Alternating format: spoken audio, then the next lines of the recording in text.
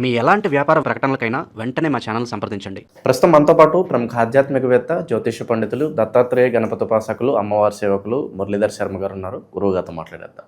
మహాదేవ నమస్కారం. గురువు మహాదేవ శ్రీమాత్రే నమః. గురుగారు, 2026లో మనకి మొదటి సూర్యగ్రహణం ఎప్పుడు ఉండబోతుంది? మరి దీని ఇంపాక్ట్ మన భారతదేశం మీద ఉంటుందా ఉండదా? ప్రతి ఒక్కరు కూడా ఎటువంటి జాగ్రత్తలు తీసుకోవాలి? ఏ రాసుల వాళ్ళకి ఇది ప్లస్ అంటారు, ఎవరికి మైనస్ అంటారు? ఓవరాల్గా ఈరోజు ఏం చేసుకుంటే బాగుంటుంది గురుగారు? తప్పకుండా ముందుగా ప్రేక్షకులకు ఈ యొక్క మహాశివరాత్రికి సంబంధించి శుభాకాంక్షలు. అదేవిధంగా మహాశివరాత్రి తర్వాత ఏర్పడేటువంటి 17వ తారీఖు ఏర్పడేటువంటి సూర్యగ్రహణము, మరి దీని యొక్క ఇంపాక్ట్ ఏ రాశుల వారికి ఉండబోతూ ఉన్నది, ఎవరికి కాస్త ఇబ్బందికరంగా ఉండబోతోంది అనేటువంటి విషయాలను చర్చించే ముందు మనకు మాత్రము పాక్షికంగా ఉండబోతున్నది అనేటువంటి విషయాన్ని తెలుసుకోండి. ముఖ్యంగా ఇక్కడ చూసుకున్నట్టయితే ఈ సూర్యగ్రహణము అనేటువంటిది సూర్యుడు అది ఎట్లా ఉన్నా మనకు తప్పకుండా కనబడేటువంటి భగవంతుడు కనుక, ముఖ్యంగా అంటార్కిటికా, అదేవిధంగా మనకు చిల్లీ, అదేవిధంగా అర్జెంటీనా, లైక్ ఇంకా చూసుకున్నట్టయితే మనకు సౌత్ ఆఫ్రికా లైక్ అంటే మనకు కనబడటం లేదు. సో మనము ఎలాంటి ఆందోళన చెందాల్సినటువంటి అవసరం లేదు.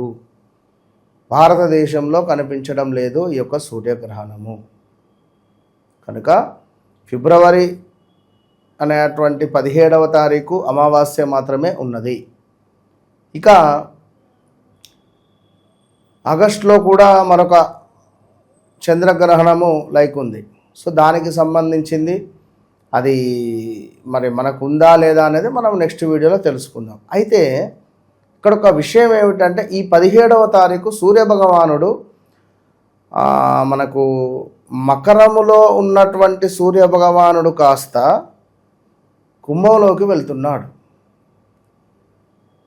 మకరంలో ఉన్నటువంటి సూర్యభగవానుడు ఇదే రోజు కుంభరాశిలోకి ప్రవేశించేటువంటి సందర్భంగా మరి కొందరికి ఇబ్బందులు ఉంటవి, కొందరికి మంచి ఫలితాలు కూడా ఉండే సందర్భాలు ఉన్నాయి. సో ఇక్కడ ముఖ్యంగా చూసుకున్నట్టయితే మనకు రాశి ప్రకారంగా మేషరాశి వారికి చాలా బాగుంటుంది, అదేవిధంగా సింహరాశి వారికి బాగుంటుంది, మకర రాశి వారికి బాగుంటుంది, ధనస్సు రాశి వారికి బాగుంటుంది, తులారాశి వారికి కూడా పర్వాలేదు. సో మేషరాశి వారు ఏమిటయ్యా అంటే ఓం శ్రీరామాయ నమః అనే మంత్రాన్ని చదువుకోవాలి. వృషభ రాశి వారు ఓం హ్రీం శ్రీం లక్ష్మీభ్యో నమః అనే మంత్రాన్ని చదువుకోవాలి. మిథున రాశి వారు ఓం నమో భగవతే వాసుదేవాయ నమః. కర్కాటక రాశి వారు ఓం జై శ్రీరామ్ అనే మంత్రం. సింహరాశి వారు ఓం శ్రీరామాయ నమః. కన్యారాశి వారు ఓం హ్రీం శ్రీం లక్ష్మీభ్యో నమః. తులారాశి వారు ఓం నమో భగవతే వాసుదేవాయ నమః. వృశ్చిక రాశి వారు ఓం కాలభైరవాయ నమః. ధనస్సు రాశి వారు ఓం నమో భగవతే వాసుదేవాయ. మకర రాశి వారు ఓం కాలభైరవాయ నమః. కుంభరాశి వారు ఓం నమో భగవతే వాసుదేవాయ నమః. మీనరాశి వారు ఓం శ్రీ లక్ష్మీభ్యో నమః. మరి ఇవి ఎందుకు మనకు లేవు అని చెప్పి అంటున్నారు కదా, మరి ఇవెందుకు చదవాలి అంటే తల్లి ఎక్కడున్నా తల్లే, తండ్రి ఎక్కడున్నా తండ్రే, గ్రహాలలో రారాజు సూర్య భగవానుడు. ఈ 2026లో సూర్యునికి సంబంధించిన ఎనర్జీ మనం పొందాలి అని అనుకుంటే తప్పకుండా ఈ సూర్యగ్రహణము ఏర్పడేటువంటిది మనకి ఇది ఎంతో ప్లస్ అవుతుంది. సో భారతదేశంలో కనబడుతుంది సూర్యగ్రహణము, మరి మనకు లేదు కదా అని ఎవరు అనుకోరు. తప్పకుండా వారి వారి పద్ధతులలో చేసుకునేటువంటి వారు ఉంటారు కనుక ఈరోజు చేసేటువంటి స్నానాలు మనకు ఎంతో విశేషాన్ని తెచ్చిపెడుతుంది. ఈరోజు చేసేటువంటి స్నానాది కార్యక్రమాలలో పాలు, పెరుగు, శర్కర, తేనె, నెయ్యి కలిపినటువంటి పంచామృతాలను ఒక చిటికెడు మనం స్నానం చేసే నీటిలో వేసుకొని స్నానం చేయాలి. కుదిరితే నదీ స్నానాన్ని ఆచరించాలి. ఆచరించి ఈ మంత్రాలను 1008 సార్లు తూర్పు ముఖంగా కూర్చొని జపించాలి. ఈ యొక్క మనకు ఉండేటువంటి సూర్యగ్రహణము సుమారుగా మనకు ఉదయము 9 తర్వాత నుండి మనకు మొదలయ్యేటువంటి క్రమము అది మనకు లేనప్పటికీ కూడా ఈ ఉదయం 8:30 నుండి 9:30 ప్రాంతంలో జపము చేసినట్టయితే పితృదేవతలను యొక్క అనుగ్రహం పొందినట్టయితే ఈ 17వ తారీఖు ఎవరైతే 8వ తారీఖు 26వ తారీఖు 17వ తారీఖు జన్మించినటువంటి వారు ఉన్నారో ఖచ్చితంగా వారు జపం చేయండి.